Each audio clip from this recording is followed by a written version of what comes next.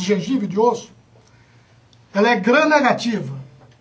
Ela produz uma toxina, uma endotoxina, que pode ganhar corrente sanguínea e ser levada a órgãos longe da boca. Inclusive pode alterar o endotélio vascular, que é a camadinha interna do vaso. E quando altera, inflama a camada interna do vaso. Se ela inflama, os elementos da inflamação acorrem àquele lugar. E vai haver uma tumefação dentro do vaso. Para ficar mais fácil, se eu pegar um vaso, cortá-lo e olhar de frente, a camadinha interna é o endotélio. Inflamada ela tumefa. Aumenta de volume para dentro. Diminui o volume do vaso.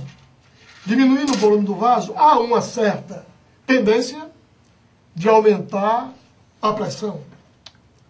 Mas tem mais. Quando essa camadinha interna do endotélio, o endotélio inflama, que acolhe os elementos da inflamação, ela fica também mais permeável. E aqueles que têm, por exemplo, colesterol, mau colesterol alto em abundância, esse colesterol entra por essa parede íntima do vaso e vai acumulando colesterol naquela região e vai formando o que a gente chama de ateroma, que é uma alteração do vaso que predispõe, inclusive, ao infarto. Tá certo?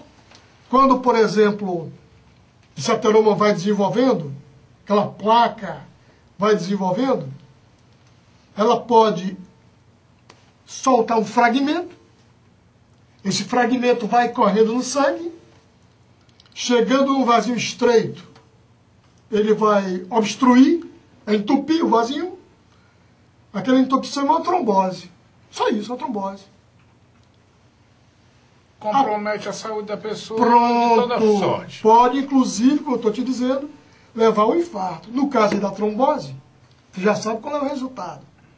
E pegando aí o gancho, aquela obstrução, o sangue que vem e não pode passar porque está represado, né? É uma reação, é uma localização de congestão. Se o vazio não aguentar o aperto do sangue, ele estoura, aí você tem um derrame. E quando a gente fala em derrame, só pensa em derrame cerebral. Não. As mulheres, quando têm raiva, ou levam pancada, ficam cheias de manchas no corpo. Aquilo são derrames, a pressão dela aumentou, com a raiva, com o ciúme do marido, e quando estoura o vazio, deixa o sangue vazar. Tem umas que passam o tempo toda roxa. Isso! E fica aquela marca subcutânea. Resultado de um derrame. Doutor Nonato, mas se for cerebral... Esse nosso segundo e último bloco já está encerrando e eu queria que o senhor falasse aqui para o assinante as doenças periodontais e as sistêmicas. Tá certo. Olha, doença periodontal é toda doença da gengiva e do osso que sustenta os dentes. Tá certo?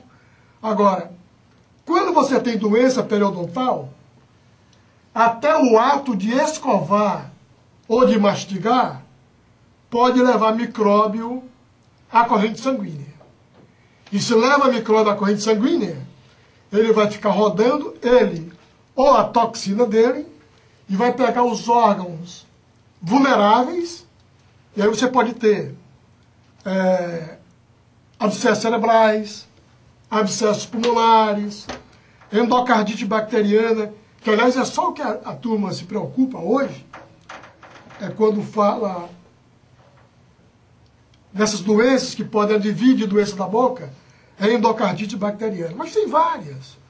Tem abscesso pulmonar, infarto agudo do miocárdio, bebê prematuro de baixo peso, nas mães que tem doença periodontal. Atinge, inclusive, o bebê, a doença que a mãe possui atinge a criança no ventre. Isso.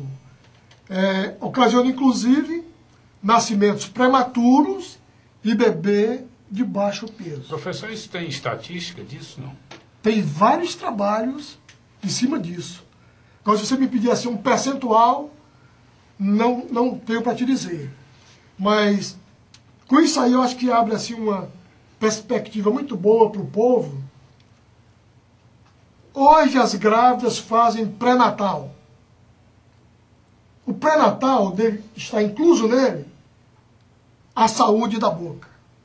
Até porque pode levar a problema de nascimento prematuro e bebê de baixo peso, como eu falei. Afora outros, né? São muitos os problemas. Para o senhor poder ter uma ideia, doutor Nonato, recentemente aqui no nosso programa nós tivemos o doutor Juan Merria, que faz os transplantes de coração. Ele disse que antes de fazer o transplante, o paciente transplantado, né, ele tem que fazer, se tiver alguma cárie no dente, ele tem que tratar primeiro antes de fazer o transplante. Antes de fazer o transplante.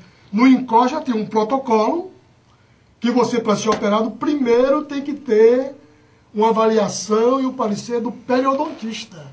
Exatamente por isso, porque, como eu estou te falando, até o ato de mastigar, se houver doença periodontal avançada, joga micróbio na corrente sanguínea. E como você pode expor um paciente transplantado a uma situação dessa? Entendeu? Sem dúvida. Professor, infelizmente nosso tempo terminou, esgotou, esvaiu-se num papo muito bom e esclarecedor. Certamente o assinante gostou, mas teremos outra oportunidade para retomar essa conversa e prestar esses esclarecimentos. Muito obrigado pela sua vinda ao nosso programa. Eu é que agradeço a oportunidade, até porque tenho a sensação que contribuí de alguma maneira para o esclarecimento do meu povo. Muito obrigado. Eu que agradeço. Muito obrigado, doutor Nonato, pela sua presença aqui no Contraponto. Tá ok? Ok. Este foi o seu Contraponto. Obrigado pela atenção e boa noite.